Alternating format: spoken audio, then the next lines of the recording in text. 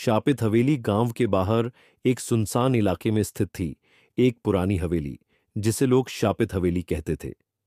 कहते हैं वहां रात को अजीब अजीब आवाजें आती थीं और जो भी वहां गया कभी लौटकर नहीं आया।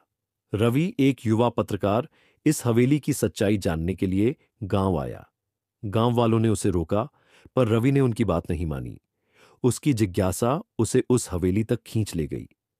हवेली के दरवाजे पर एक पुराना ताला लटका था, पर जैसे ही रवि ने दरवाजे को छुआ, ताला खुद ब खुद खुल गया। अंदर का दृश्य बेहद डरावना था। दीवारों पर अजीब सी आकृतियां बनी थीं और हवा में एक अजीब सी ठंडक थी। जैसे ही रवि ने अंदर कदम रखा, दरवाजा जोर से बंद हो गया। उसने डरते हुए चारों तरफ देखा।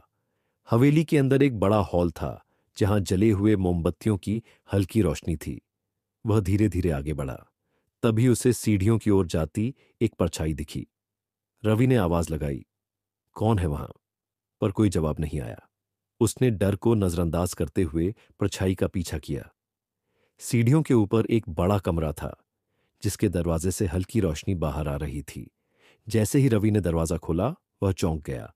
कमरे के अंदर एक महिला की तस्वीर टंगी थी, जिसकी आंखें असली लग रही थीं। तभी उसे महसूस हुआ कि कोई उसके पीछे खड़ा है। उसने डरते हुए पीछे मुड़कर देखा।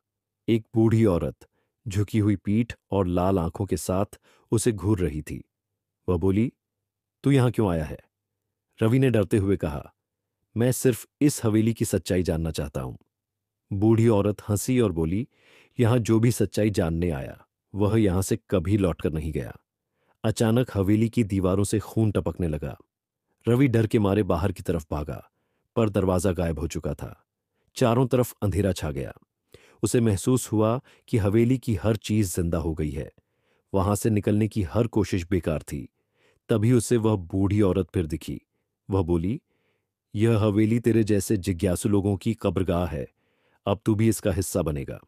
रवि ने अपनी सारी हिम्मत जुटाकर दौड़ लगाई और एक खिड़की से कूद गया, पर बाहर की दुनिया बदल चुकी थी। गांव की जगह एक विशाल काले जंगल ने ले ली थी। अचानक उसकी जेब में रखा कैमरा चमकने लगा। कैमरे में उस बूढ़ी औरत का चेहरा नजर आ रहा था। वह चीखते हुए बोली, तू मुझसे बच नहीं सकता।